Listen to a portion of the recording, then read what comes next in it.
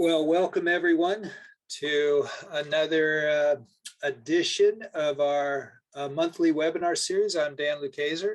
I'm glad to be with you again, and I'm glad to be with you for the Certified Practitioner Monthly Webinar Series. We have, I like all the series that we do, all of the webinars. I'm particularly interested in this one with Dr. Paul Harch, and he's going to be talking about HBOT, or hyperbaric oxygen therapy, and really the pioneering work he's done over the past really 30 years. And he's got a wonderful presentation, and then we'll have a little bit of discussion at the conclusion. But I'd like to give a formal introduction to Dr. Harch. So Dr. Harch is a medical physician. He's been in private practice, and he's an academic physician for many years in Louisiana. He made a discovery in 1989 treating divers with chronic brain decompression illness, and he found that the wounds, if you will, in these divers' brains were similar to chronic extremity wounds, and they were often responsive to non-traditional dosages of hyperbaric oxygen. And so that outcome led him to really down the path that has taken his career in maybe a different direction than he thought at one time. And it really has led to approach to hyperbaric oxygen for chronic CNS disease, but that approach really has extended to a variety of other patient populations: stroke patients, dementia, Alzheimer's, TBI, PTSD, and some pediatric neurological conditions, including cerebral palsy and autism, which he'll talk about all of those things. And he published in 2006 a work on this, on hyperbaric oxygen, called The Oxygen Revolution, which is now in its third edition. He's in this past year, he published a systematic review on HBOT and persistent post-concussion syndrome. And I'm really happy to introduce Dr. Harch to this audience. Paul, take it away. Thank you very much, Dan. Pleasure to be here, and happy to get started on this talk. And this talk is about understanding hyperbaric oxygen therapy after 360 years as a treatment for wounds in any location and of any duration. And what I wanted to do was start with a series of case presentations that are all indexed with SPECT brain blood flow imaging. So SPECT, if you know, was the precursor of PET imaging. It's a flow technology, brain blood flow technology, with an indirect measure of metabolism. And its resolution, we were gifted with the second highest resolution scanner produced in the United States. Just got bought by our local hospital, and it facilitated all of this early work. So I want to start here with a case of cerebral palsy in 1999. This was a 5-year-old quad CP boy who got referred. He was wheelchair bound, only had 2 to 3 word couplets of speech, elective mutism, essentially no abstract thinking.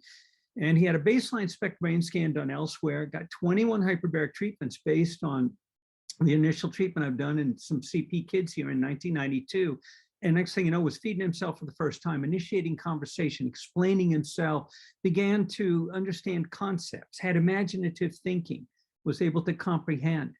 And they repeated the SPEC scan, did an additional 21 hyperbaric oxygen treatments based on the original 40 protocol treatment that we had established at the time. And he became more conversational, was speaking sentences and using his hands. Well, here are his SPECT brain scans, and these are from a low resolution camera. You're going to see very different from what I'm going to show you after this.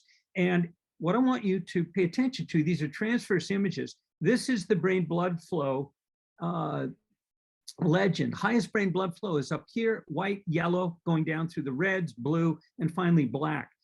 Right there, left hemisphere, posterior frontal lobe is Brokaw's speech area 44.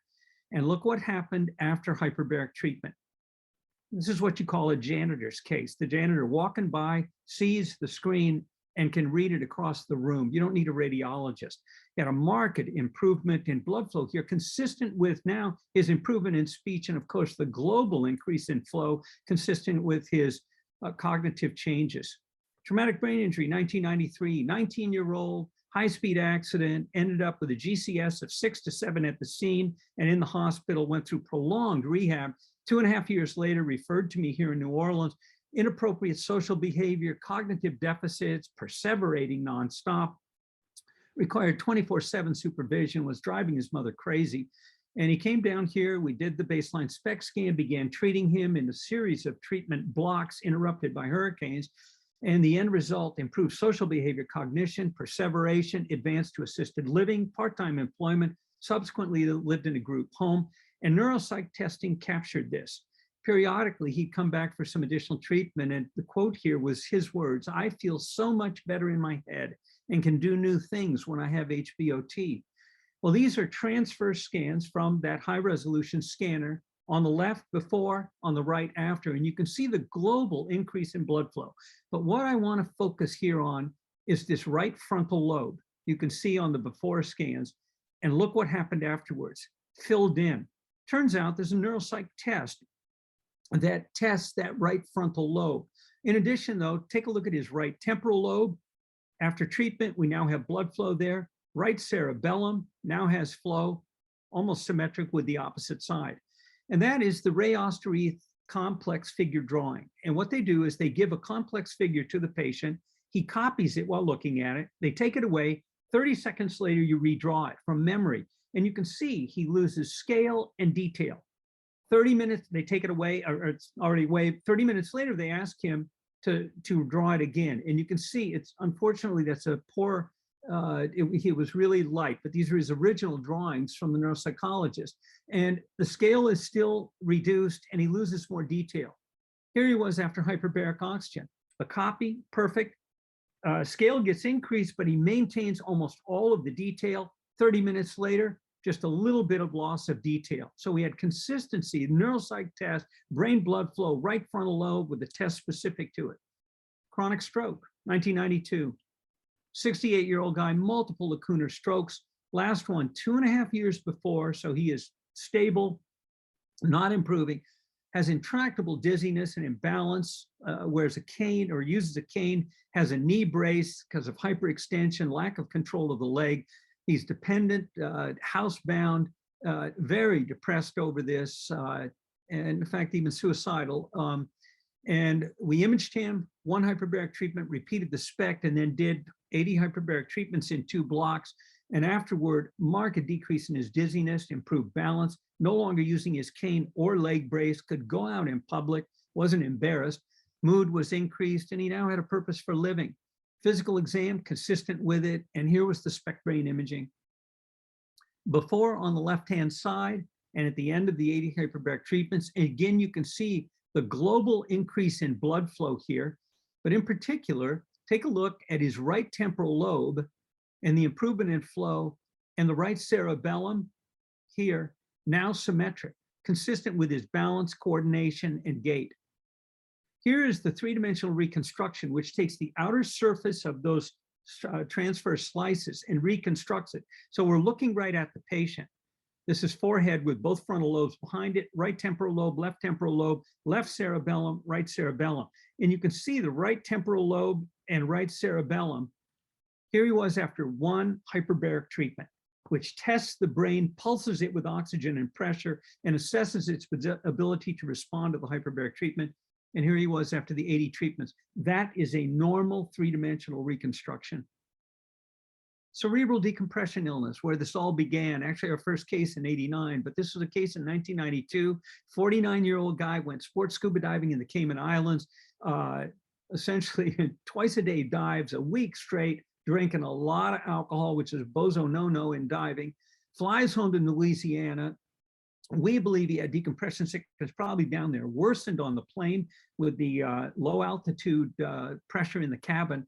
Gets to New Orleans, and over the next 30 days now has this dizziness, imbalance in coordination, hearing's affected, tinnitus, he's irritable as can be, cognitive deficits, sees an ear, nose, and throat surgeon who referred him to me, and I documented all of these abnormalities. He's now 30 days post-accident, which at that time in diving was considered untreatable neurological disease.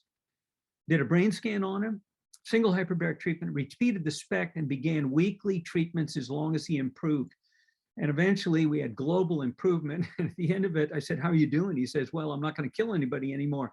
He actually didn't tell me this at the start, but he had threatened to go postal at his facility because his coworkers had realized how irritable he was, and they were getting the best of him in the morning banter at the coffee machine.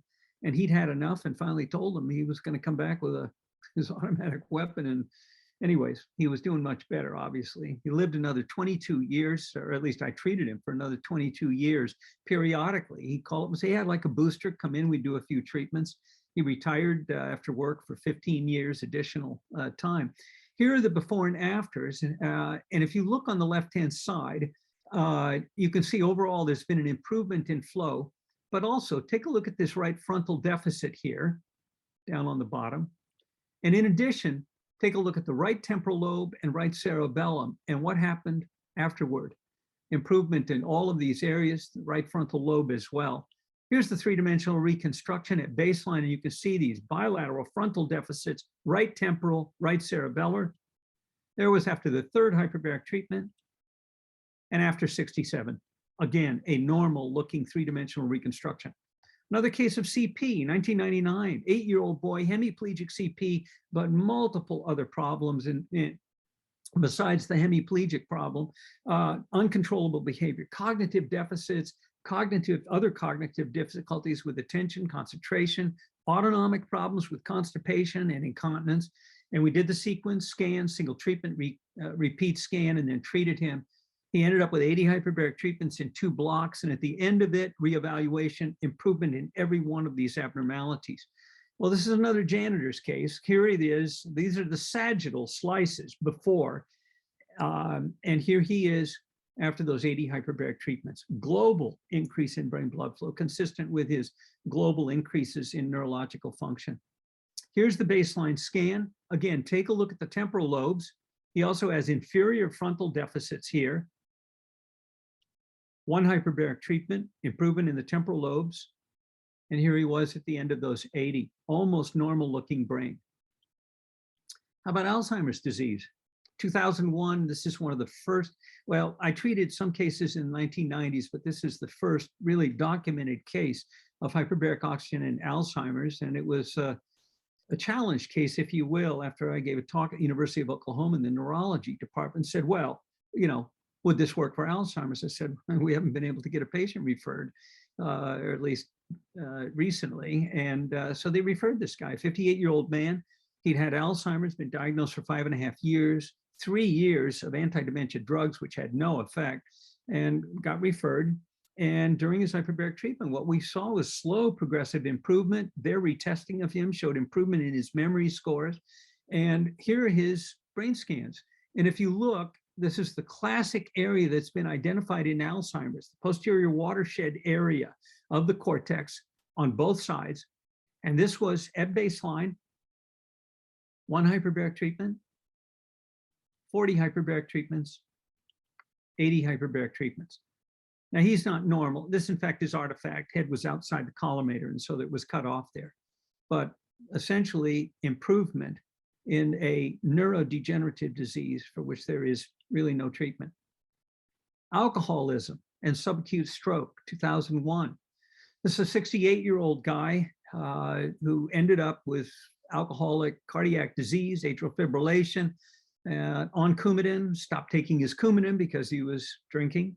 Ended up with atrial clot, embolic stroke, continued to drink, unfortunately, severe left-sided weakness, neglect, had to give power of attorney to his sons to run his companies.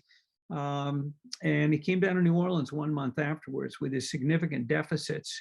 And we gave him a month of hyperbaric treatment, improved his cognition, speed of thinking, neglect, Motor function, he rescinded power of attorney, went back to running his companies. And here is the Spec Scans. And what I want you to show here, the three-dimensional and the slices don't show the effect on the stroke and motor. It was more a deep effect with basal ganglia and white matter. But look at the perfusion throughout the brain, the variability of color. So this is more normal looking flow. But you look at the thickness of the cortex, which is proportional to flow, and look, in this posterior parietal temporal area. This was before, and this was a month afterwards. Generalized improvement in flow. This was not the big stroke here, although there wasn't some improvement in the margin. Here he was at baseline looking at the stroke. There he was after one treatment. And unfortunately, you don't see it quite on this three-dimensional reconstruction, but the entire rest of the brain was affected. Here's another dementia case, which often gets termed normal aging. This was a 72-year-old guy. Nobody in the family realized how impaired he was until his wife died. And his wife died, and it was obvious he couldn't take care of himself. He was having all sorts of problems. And the family finally said, look, you need to come and live with us. The son did. And he ended up 3 times heading out to another state to see or to go to the son's home, ended up in 3 different states in emergency rooms for his dementia, a couple times with GI bleeds. And finally, we had been trying for 6 months to get him in for treatment. And the family called me up and I said, whatever you do, do not put him on a plane in a hypoxic environment. Please drive him down.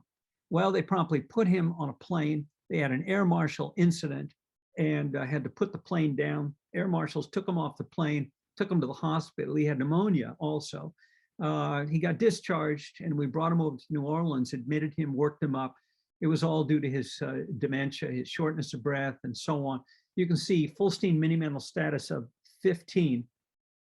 In 1 month, 40 hyperbaric treatments, generalized cognitive improvement, increased energy, decreased shortness of breath, now sleeping, gaining weight, and discharged to his home, where he had semi-independent living. Son would come and help him go buy groceries and such, but he essentially took care of himself and until he died about 3 or 4 years later of a heart attack. Well, here is his three-dimensional reconstruction, and you can see the frontal lobe deficits here, temporal lobe. This is actually interhemispheric fissure where he's got problems on both sides, but both temporal lobes. And here he was after 1 hyperbaric treatment, and there he was at the end of a month. So not cured, but essentially at the end of life, demented and improved, and now more functional. How about toxic brain injury? Second largest chemical spill in the United States, here in Louisiana, the nitrogen tetroxide spill in Bogalusa, Louisiana. Rail car exploded with the liquid accelerant that's used on the space shuttle, the rockets, all of our nuclear missiles.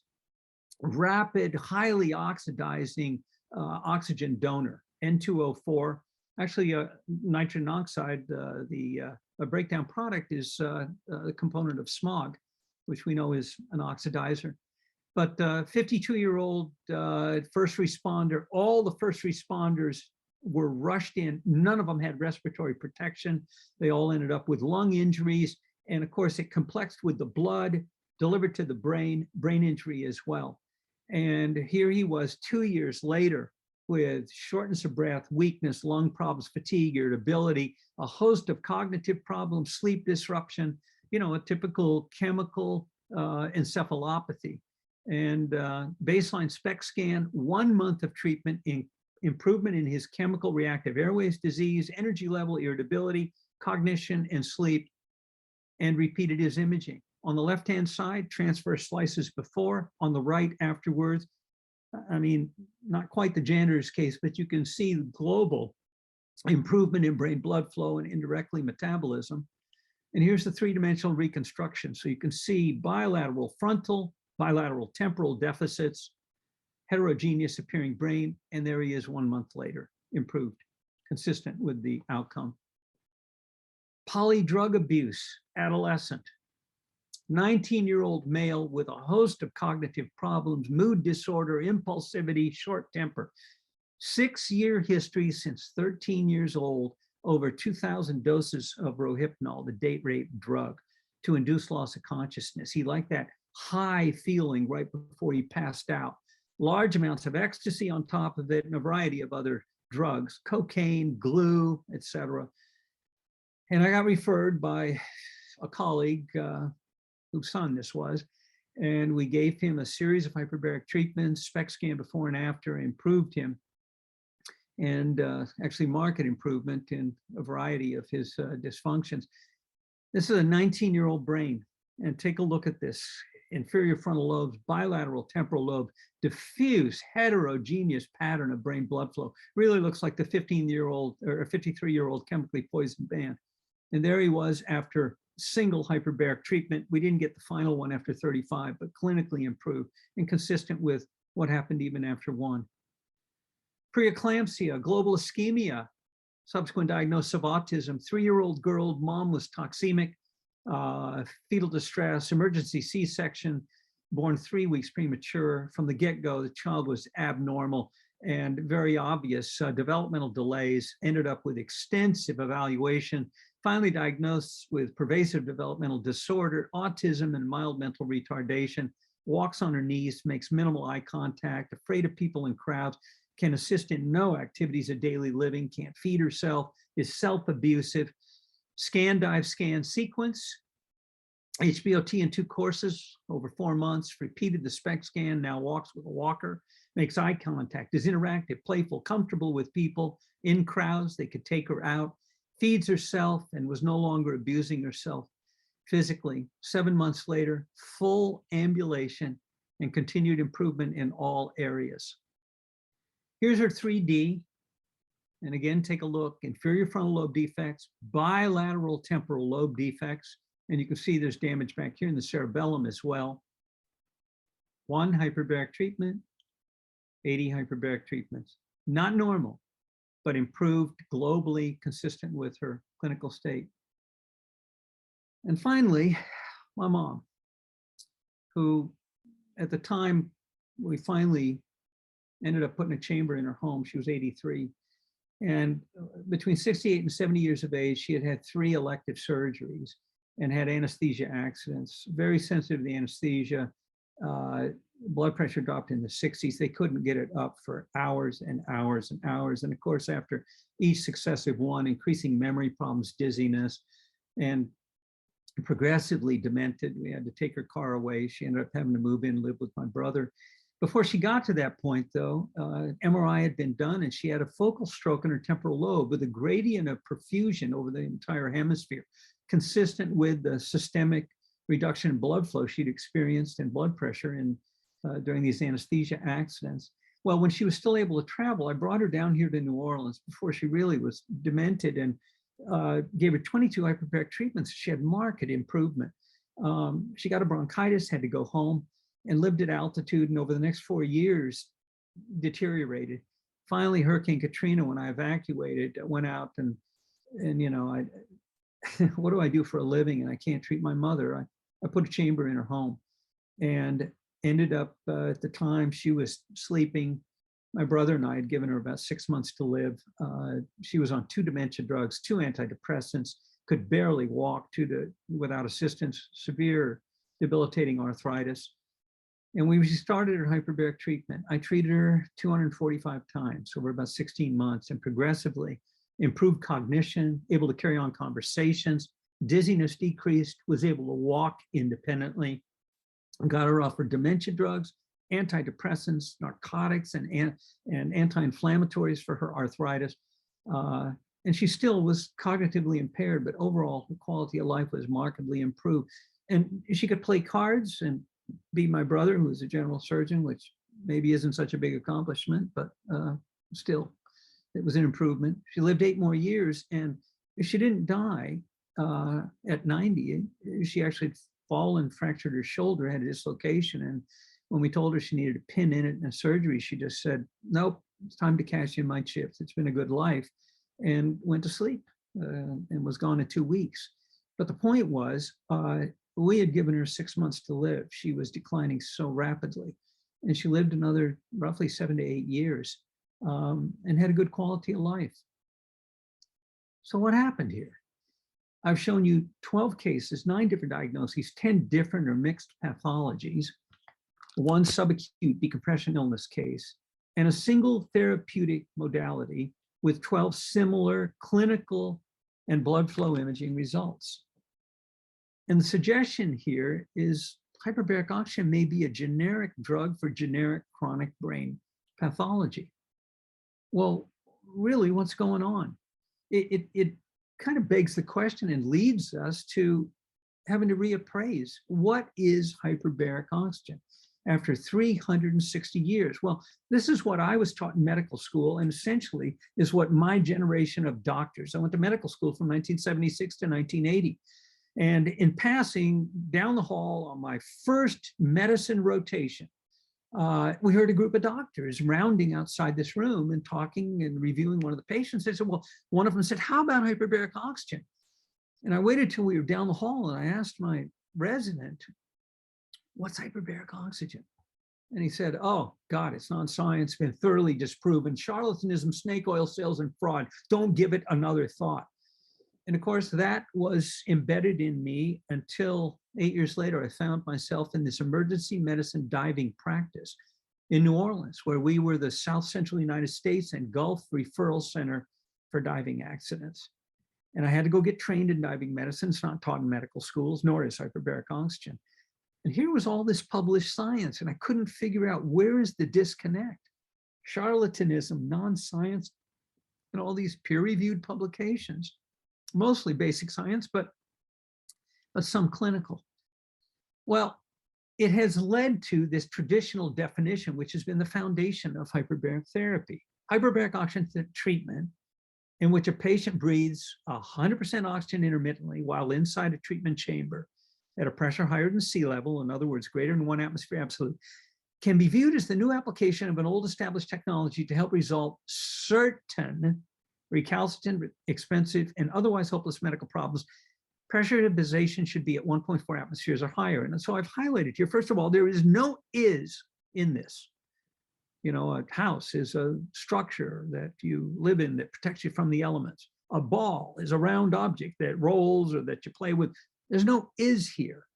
Can be viewed as, and I've highlighted 100% oxygen, certain, and 1.4 atmospheres of pure oxygen. Well, that has led to this list, which has dominated hyperbaric medicine for 60 years in the United States. And I ask you, take a look at these things. We present this, you know, you go to, you're the new practitioner in hyperbaric medicine, and you go out and you introduce yourself to all the other specialists. Hi, I'm practicing hyperbaric medicine. And they go, oh yeah, well, what's that good for? Oh, here it is. And they look at this list and go, air embolism, carbon monoxide, gas gangrene, crush injury, decompression sickness, diabetic foot wounds, blood loss, anemia, flesh-eating bacteria, bone infections, radiation damage, compromised flaps, grafts, burns, brain abscesses, and stroke of the eye. What? I mean, they give you this quizzical look. Can you connect the dots? Well, nobody has for 60 years, really 360 years. And now we've got the newest accepted indication, idiopathic sudden sensory neural hearing loss, so sudden deafness, which actually was based on, or this came to light based on my treatment of a couple patients here, and our group that got the results of which got put together, and then lo and behold, there were something like 7 randomized trials had been published on this. Well, can you connect the latest dot with that diagnosis? I challenge you. Nobody can. And that led to this hypercritical article back in 1987. What is hyperbaric oxygen? It's a therapy in search of a disease. And they enumerated 130 plus diseases in that article, really mocking the therapy and what it was used for. And then they had these famous quotes, where they said, for only one disorder, decompression sickness, is there acceptable clinical trials which demonstrate efficacy? Well, let me tell you, there has never been a randomized trial of hyperbaric oxygen in decompression sickness. Never. The whole field is built on that diagnosis, and there's never been a randomized trial. Another quote from that article, HBOT is used to decrease intravascular bubble size. In fact, not. It is if there are big bubbles trapped, but if you look at the brain and brain decompression sickness, all the bubbles go through the brain within 5 minutes. By the time we get them in the chamber, We're not treating bubbles in the brain. We're treating reperfusion injury. But just as a little counterbalance, if we look at medicine in general, this is a quote from Richard Smith, who was editor of the British Medical Journal, and from the Congressional Office of Technology Assessment of the US government, really only a fraction of the things we do in our practice, especially procedures, are supported by solid scientific evidence. It's mostly driven by habit, historical precedent, practice guidelines that have grown up over the years, not really science. So what I wanted to do here today, and we're halfway through this, is present the scientific foundation of hyperbaric oxygen, hopefully change the perception of it. And I want to go back to the 1980s when people first started to ask, well, geez, what are we doing here? And this was an attempt to define hyperbaric oxygen, look at it as a drug, and at least the oxygen component, which is all anybody thought hyperbaric oxygen was. Oxygen must be viewed in pharmacologic terms: toxicity, tolerance, therapeutic ratio, biphasic response, hyperoxia, PO2 time relationships, et cetera. These were all put forward by Dr. Sheldon Gottlieb. Well, nobody really picked up on it. But after, I'd been in this field for, 13 years, and things just didn't make sense. I thought, well, wait a minute. What we're doing is treating pathophysiology here. And so really, we're using hyperbaric oxygen as a drug, and the oxygen component of to treat basic disease processes, and indirectly the diseases with that disease pathophysiology. And while it acted like a drug, it was a drug delivered in a chamber. It wasn't like any other drug. Well, not so quick. As it turns out, in 2011, I applied to the FDA for an investigational drug exemption, an investigational device exemption first, to do a study on traumatic brain injury. I'm going to show you here at the end. And hyperbaric oxygen therapy had always been under the devices and radiological health section of the FDA.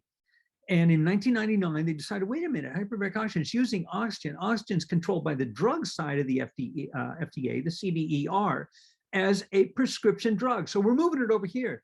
So in 2011, my application was the first time the drug side had ever looked at hyperbaric oxygen. And they looked at it and they said, wait a minute, I was applying for a special protocol exception. That means if they accept my protocol and I get positive results with my clinical trial, I can use it to argue for a new FDA indication for hyperbaric oxygen. They said, hold on. You're asking us to approve your use of one dose of this drug. And we view your drug as a combination therapy of increased pressure and increased oxygen. Well, doc, you're doing two things. You're sticking these people in a chamber, you turn up the pressure, you turn up the oxygen. And either one of them, both of them, or neither of them are bioactive. We don't know. You have to show us and prove it. And I thought, wow, this is the FDA. This is what people complain about. These people are crazy. In my 26 years in this field, no meeting, no text, no scientific, nothing I had ever seen in clinical hyperbaric medicine ever talked about the effects of hydrostatic or barometric pressure. So when the going gets tough, the tough go to the library.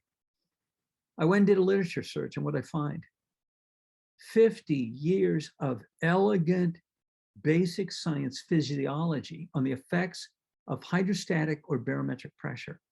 This article you ought to take a look at. And I'm going to just summarize it here. Left-hand column, the studies going back many years, the dates in the next column to that, the model in vitro or in vivo, different types of cells, aortic, mesangial, which are renal cells, the animal or human model, rats, bacteria, insects, nematodes, the gas mixtures, and so on. Again, more of the same here. And I just abstracted, this was a letter to the editor I wrote against one of the DoD studies that was trying to claim that a low pressure of air was a sham hyperbaric treatment. And you can see again in the middle there, the diagnoses, the models, et cetera, gas mixtures. And here were the pressures used. Second column here, pressures of oxygen, total pressure, the duration, look at this, 1 to 7 days, and I'll show you this even less, and the outcomes, all of these statistically significant improvements. And you look at these pressures, they're very, very small. More of the same, because look at this, exposure for 8 minutes, 20 seconds, 5 to 15 minutes, a few seconds to days, and more of the same. Look at this, 1.03 atmospheres of total pressure. That's a few centimeters. If you sum this up, pressures in these low ranges here, 1.26 is about 7 feet of seawater pressure, bottom of a swimming pool, causes to human and animal endothelial cells, platelets, etc., the elaboration or suppression of vasoactive substances, growth factors, inflammatory mediators, oxidation products, and cell proliferation. Biological activity begins within 1 minute, exposure to 1.09 atmospheres, or within 3 minutes to 1.04. So 1.1 atmospheres, that's 3.3 feet of seawater. And if we sum all this up, really, what are we talking about? Hyperbaric therapy is a therapy that uses just increased pressure. Now we can add any breathing gas to it. And we've got hyperbaric therapy with the breathing gases. And that includes any mixture of oxygen, even argon and oxygen. But if we're using greater than 95% O2, now we draw on the entire history of the last 60 years of use of pure oxygen clinically. The previous 300 years to that, going back to 1662, was with compressed air. 300 years. And this is the new definition of hyperbaric therapy and hyperbaric oxygen therapy. Well, for a minute, I want to focus on what was used to be the physiologic definition, and at least the hyperoxic component of hyperbaric oxygen, which essentially leads us to a reappraisal of hyperbaric oxygen on the basis of intermittent hyperoxia and intermittent pressure. And if we look at the oxygen component, and the pressure as well, though, they're based on dosing principles, which are dependent on the pressure, the duration of exposure, the frequency of treatments, numbers of treatments, the half-life of the effective oxygen and pressure, the timing when you intervene in the disease process, and of course, side effects and overdose or toxicity.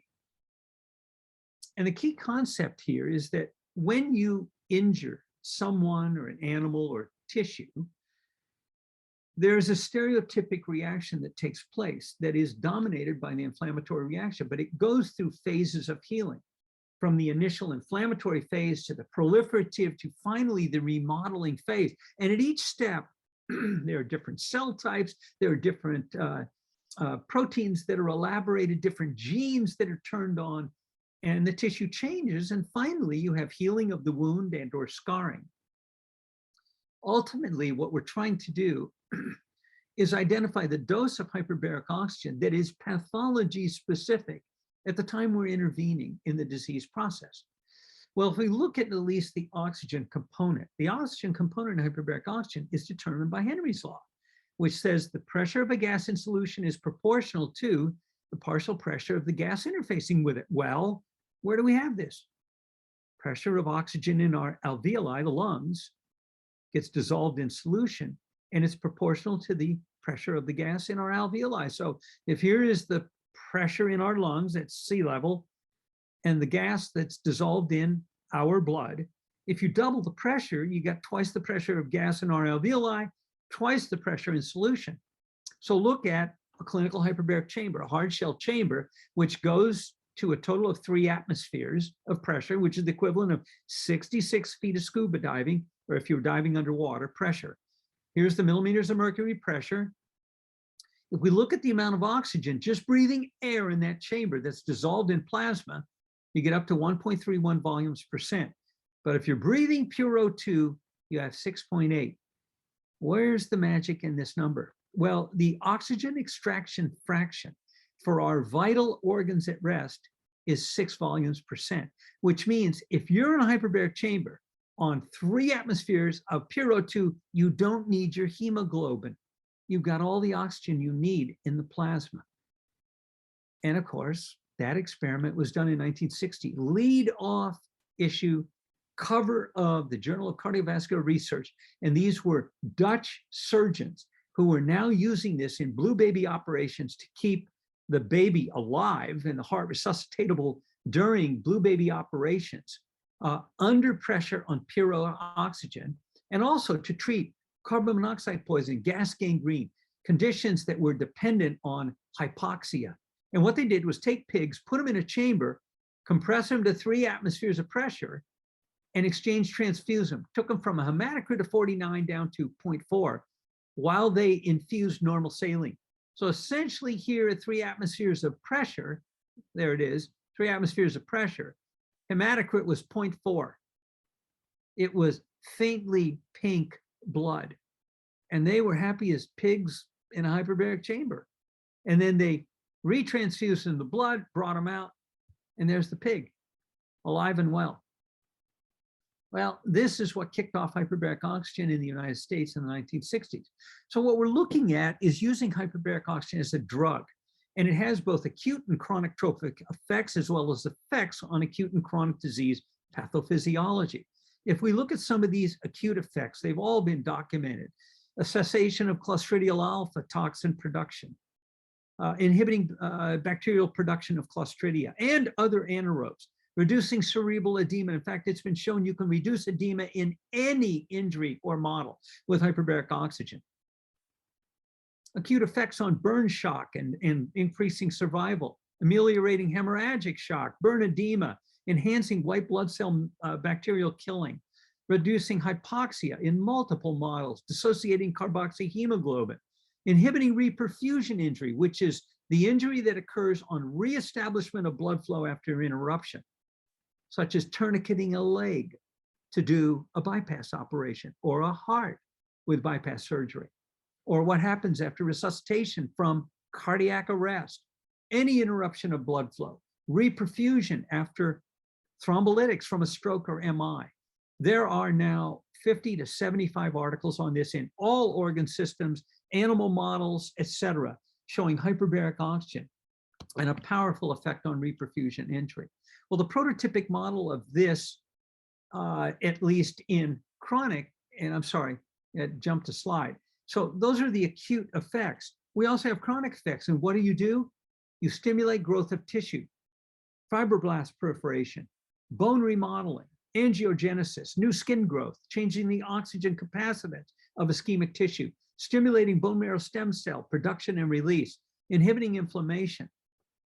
And the prototypic model of that is the angiogenesis, head and neck radiation necrosis model used in tobacco cancer patients. And this is from external beam radiation. So if you can envision a mandible here, where this is overlaying, and here's the beam of external radiation, what it ends up doing is killing the endothelial cells. So over time, what you get is a hypovascular, hypoxic, hypocellular tissue, which manifests as radiation carries. You go pull the tooth, you don't have the blood supply to heal it, you end up with a non-healing socket. Well, there's a gradient of perfusion. And what happens with a single hyperbaric treatment, you steepen that gradient markedly up to 230 millimeters or more, from 10 to 20, and progressively with repetitive hyperbaric oxygen, you grow in new tissue. What's now been shown and measured, whoops, skipped the slide again, sorry. 10 years out with bone PO2 biopsy measurements, or I should say bone penetration measurements in humans, you achieve 80% PO2 of the opposite normal mandible.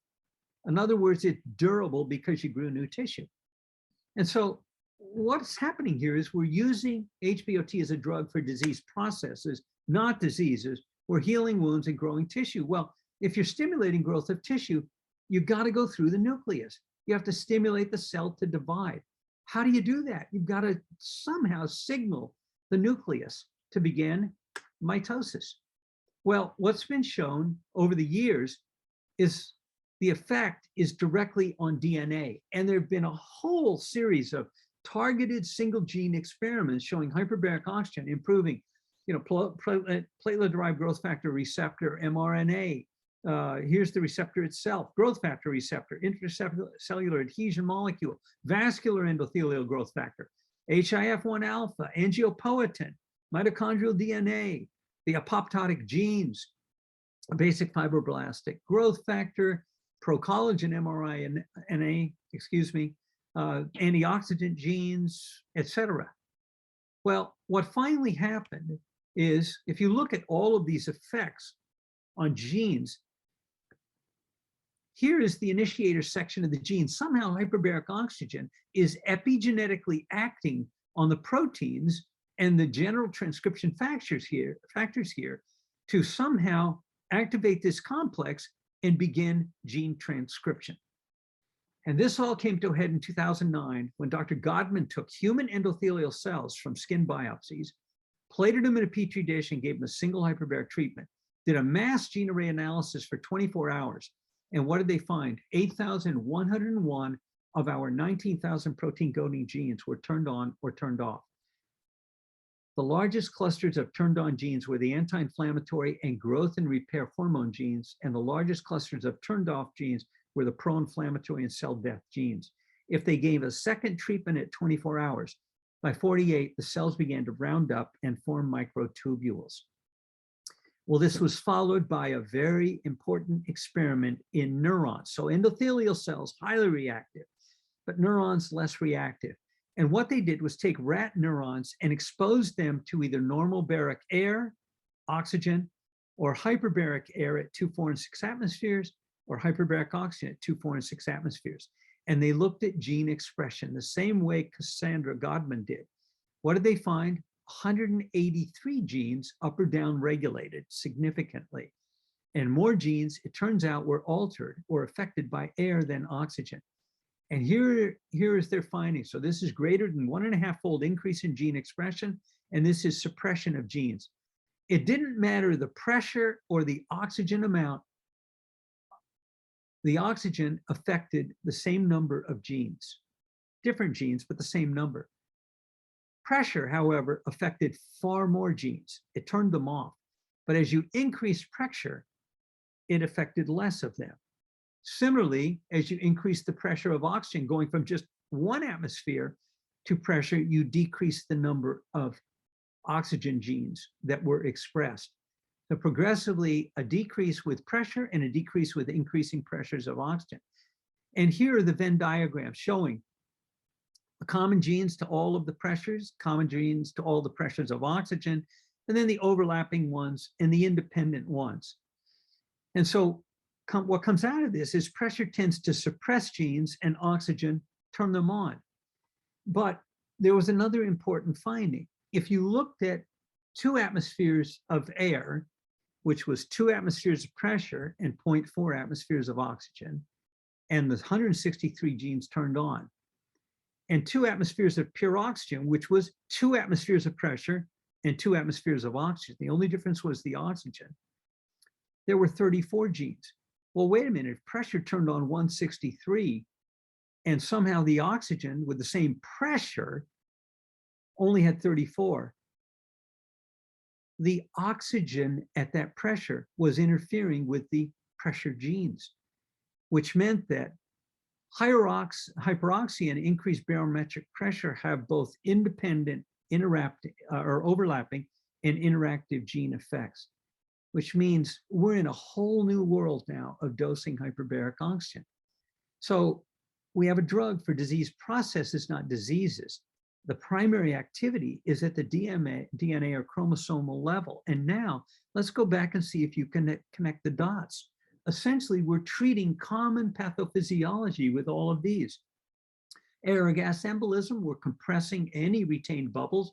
We're inhibiting reperfusion injury, hyperoxygenating hypoxic tissue. It's the same thing we're doing in carbon monoxide, but also dissociating carboxyhemoglobin, affecting the metabolic activity intracellularly in the respiratory chain, gas gangrene, inhibiting production of alpha toxin, oxygenating hypoxic tissue, inhibiting, or I should say assisting bacterial killing, et cetera, et cetera. You have pathophysiology overlapping all of these. And of course, now it begs the question again, what's hyperbaric oxygen? It's a treatment for acute and chronic wounding, essentially wounds in any location and of any duration. Going back to our list again, these are all essentially acute or chronic wounding conditions. And you'll be able to look this over and scrutinize it, but they are all wounding conditions, including the infectious ones, because they're destroying tissue and causing wounds internally. Lastly, we're going to finish with a little gear shift here and ask the question, if hyperbaric oxygen works in chronic extremity wounds, why wouldn't it work in chronic brain wounds? And this was Cunningham's sensible notion back in the 20s. Dr. Neubauer, my mentor, asked this in 78 and led to my application of it in divers. It was Dr. Gottlieb's question in 88 and mine in 92. And what's the difference between a chronic extremity wound and a chronic brain wound? The location and the potential responsiveness to a different dose of hyperbaric oxygen. So if we look at traumatic brain injury, where is the pathology in TBI? It is primarily in the white matter. The white matter is consists of 63% fat, lipid. It's fragile. And when the brain is shaken, you divide the axons, you injure them. This on the left-hand side is a picture stained with a brown, I think it's a Nissl stain. And these are all the axons. And where they're divided, the axon transport still is bringing liquid, protein, etc., down the axon, and it accumulates in these retraction balls, which are in this right slide here. Well, each of these compresses tissue, compresses vasculature, and essentially they're microscopic wounds in the brain at which hyperbaric oxygen is active. And I'm going to show you here the sum now of the mild traumatic brain injury persistent post-concussion studies that have been done in the last now, 10 to 12 years. And a couple of them I've done. The one that's missing is the Israeli study. And this is a chart from the systematic review, which was published in Frontiers in Neurology, March 17. And it's based on the symptom outcomes. So across the top here is the pressure dose of all of these studies that was given in the treatment. Some of them had a no chamber treatment control group. And on the second line here is the oxygen dose in atmosphere minutes. And what you can see here is the positive change in symptom outcomes. Positive and negative mixed studies at 1.2 atmospheres of air, positive at 1.3 air, and then uniformly positive at 1.5 atmospheres of oxygen. Well, when I wrote this review article, I tried to look at dosing of oxygen and pressure and break them down and separate them. And if we did that and take those symptom changes and we plot symptom changes versus barometric pressure, you see that they're occurring in a fairly narrow pressure range. The high pressures didn't do it. It was in the lower pressure range we got an effect. If we looked at the oxygen dose, it was spread over a fairly wide oxygen dose, saying that the oxygen dose wasn't so critical. It was mainly the pressure that was driving this effect. Well, if we add it all up, this is a systematic review, peer-reviewed in a neurology journal. It is class 1 evidence, according to the Center for Evidence-Based Medicine, and a grade A practice recommendation, according to the American Society of Plastic Surgeons, but also according to American Heart Association rules and American Academy of Neurology. We essentially now have a treatment for chronic brain injury. So summing all of this up, hyperbaric oxygen is a combination therapy of pressure and hyperoxia. It's a drug for disease processes and indirectly diseases. It's a treatment that depends on dosing of hyperbaric oxygen to pathological targets. One of the primary mechanisms is DNA signaling affecting our genes and the expression of them. And it can be characterized as a treatment for wounds in any location in the body and of any duration. The accepted indications list, which we use, or I should say limits us to reimbursable diagnoses in the US, is actually a very short list of potential hyperbaric oxygen conditions. And lastly, we now have class 1 evidence for treatment of mild traumatic brain injury, persistent post-concussion syndrome. Thank you very much. Thank you, Dr. Harch.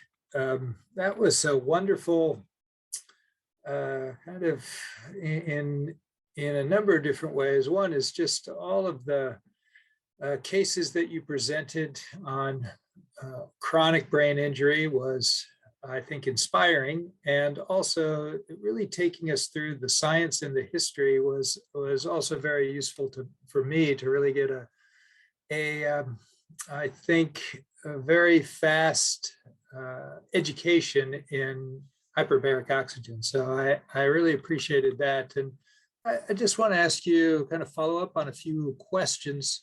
So as you know, obviously, that hyperbaric oxygen therapy is,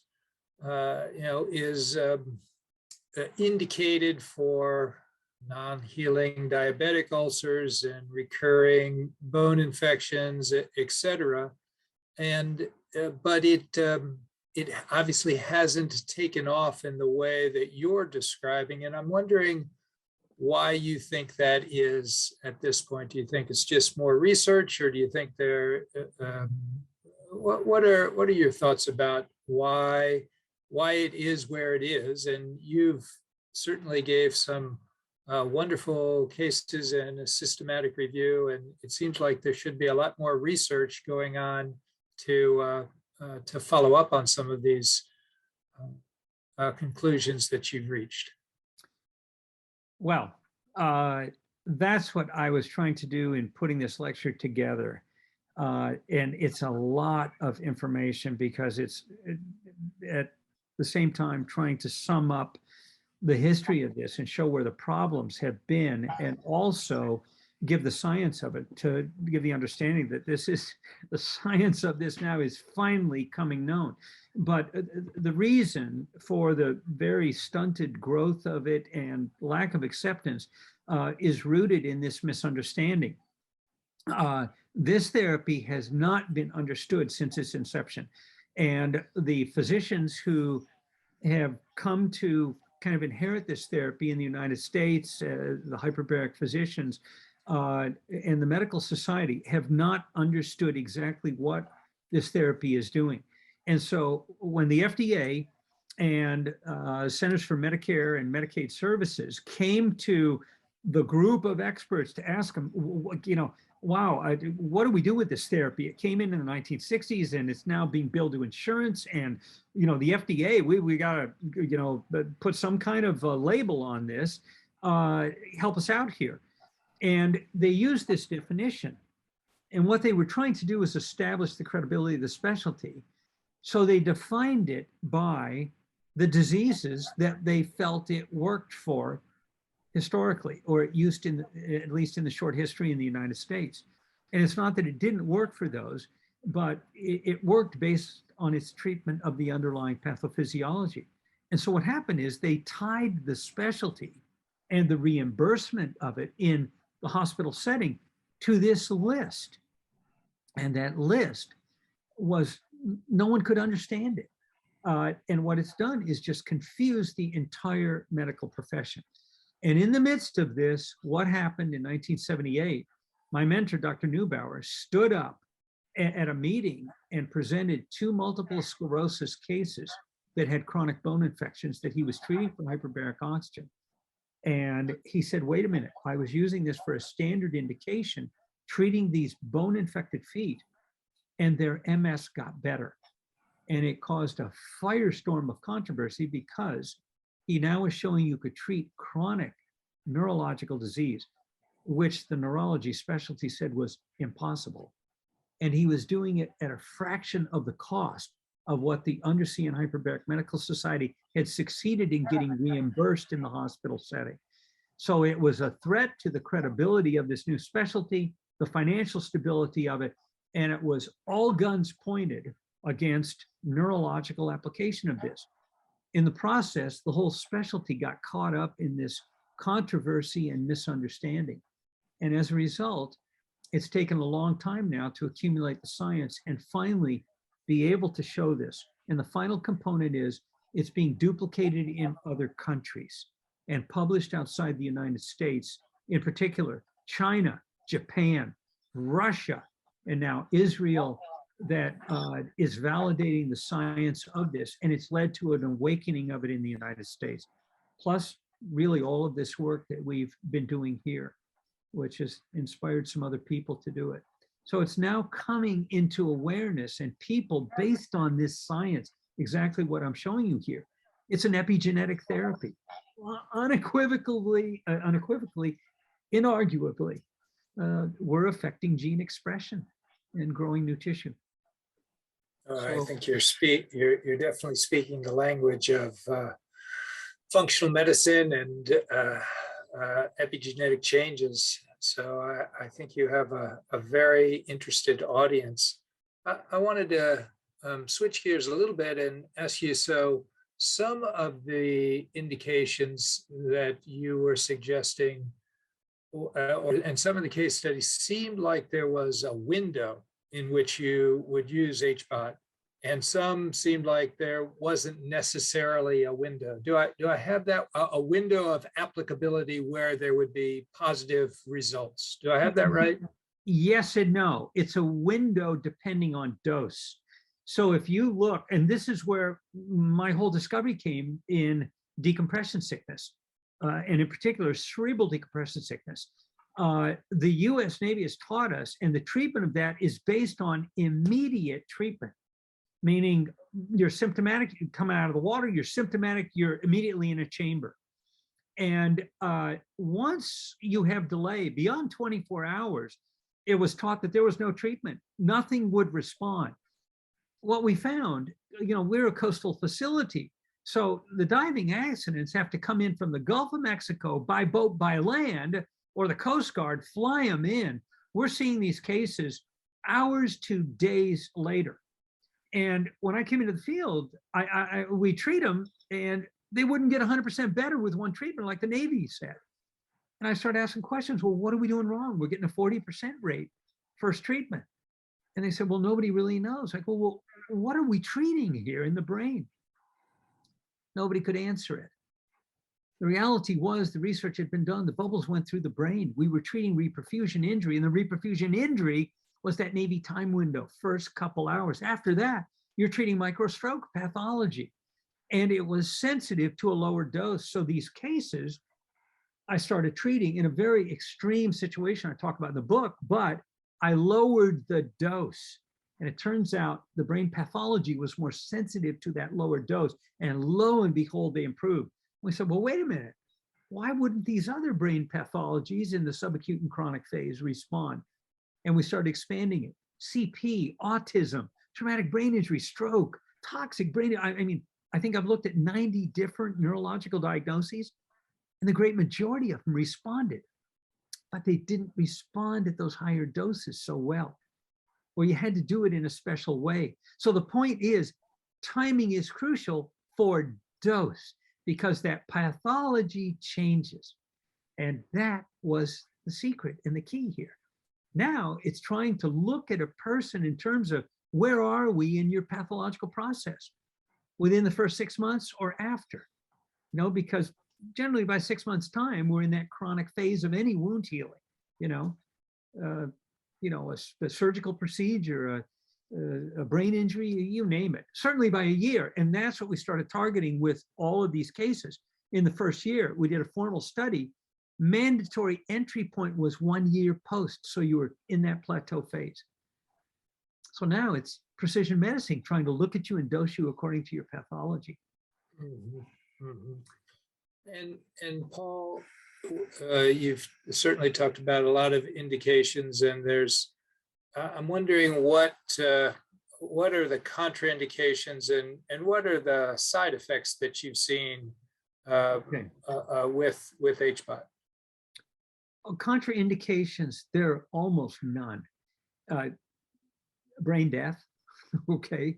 I get calls about this, the patient's brain dead, can they still be treated? No.